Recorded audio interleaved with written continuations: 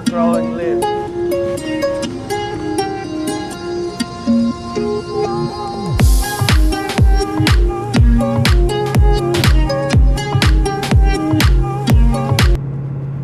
So here we are. We've got some dry road here for a minute. I know you all have been expecting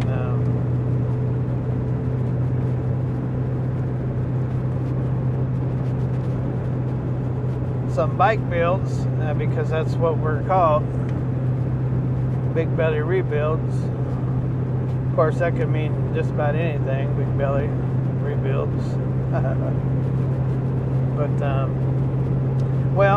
it seems to I have made an error in judgment. When I sold the truck and trailer, I did it knowingly that I was going to start a new business. And so when I sold the truck and trailer, you would have to pay an income tax on that. And that would be 35%. And so to keep from paying the 35%,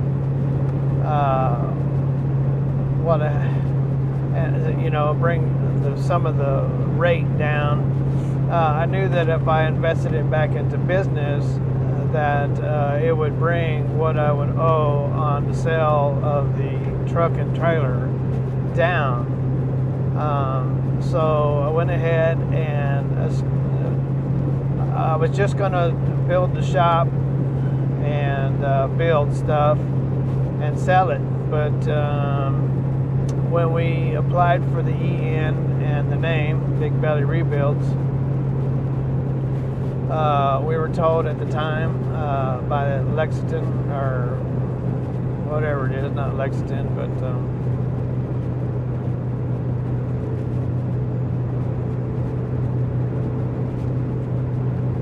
anyway, by the licensing department, they told us, my mind went blank right now, our capital, Frankfurt, there we go. Told by Frankfurt that you cannot buy and sell vehicles in the state of Kentucky for profit without a dealership license. And said, okay, well, give us a dealership license. Oh, no, it's not like that in the state of Kentucky. See, you have to have everything established first in the state of Kentucky. So what is it that you exactly have to have? And that's when we got this criteria that you have to have. You have to have $20,000 minimum in stock. You have to have a parking lot. You have to have an office of 100 square feet. You have to have signage on the roadway. And you have to have a bank account of $30,000 in 3 different bank accounts, or a bond equivalent to. And I'm sure I'm missing something right now. Oh, anyway, so I figured, well, okay, if that's what I got to do, then that's what I got to do. And so I went about spending the money that I sold the truck for on starting up a new business, knowing that I could use it for tax write-offs anyway because it's a new business. And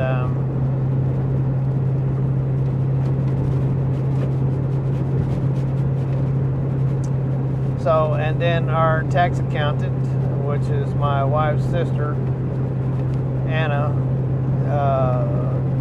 told us that we couldn't use our inventory as a tax write-off, and in fact we would have to pay taxes on our inventory. And so, wow. Well, inventory, I've got over $20,000 in inventory. When you think about the 3 motorcycles is over $18,000, and the forklift is another $3,500. So I got $20,000 just in inventory alone, and I'm going to have to not only pay taxes on the sale of the truck, but now I have to pay taxes on the inventory as well.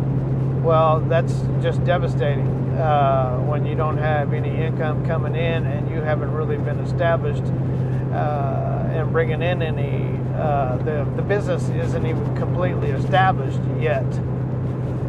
In other words, I don't have the license yet, and so at this point I am bewildered, and I've been fighting depression because it's very depressive to have news like that. So anyway, fighting the depression and trying to have a right mind and figuring out what to do. I've decided to get another truck and trailer. So I have an excellent. I got like a 770 in my credit score. Nearly 800. Actually, some of the other two are 800. The FICO is 770. And so I knew I had excellent credit. So I want to get a truck and trailer, but I believe the banks are scared to death due to the new administration that's out there. And I believe what they're thinking is that these going green stuff that they're trying to enforce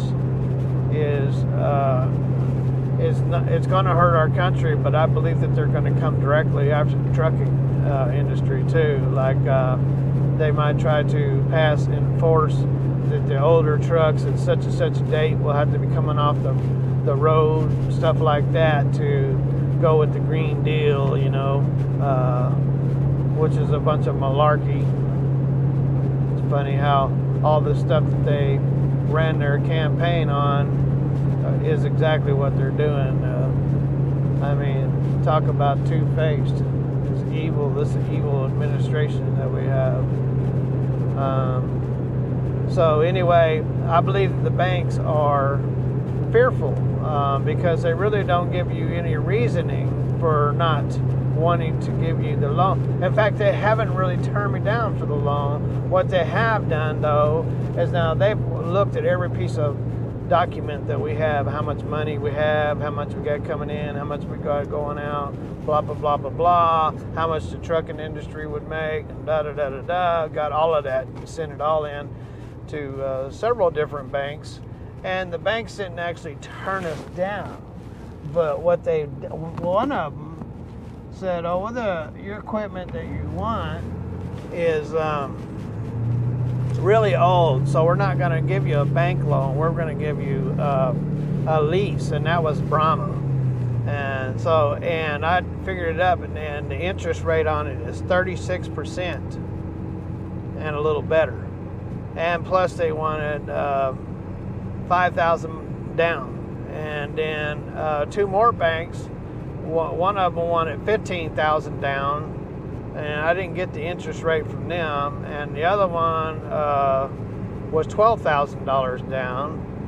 And so now I was approved by Ritchie Brothers, has a finance company that's in Canada, and they approved me for $40,000, but it has stipulations of where I have to buy it. It has to be through the auction or a approved dealer, and it isn't on equipment that I wanted. And I picked out some equipment from a guy that's retiring, and his equipment is in excellent condition. I mean, stuff that you can go out and make money with and not have to really concern yourself about any big maintenance for some time. And but it's 2,000, and they won't go for that. So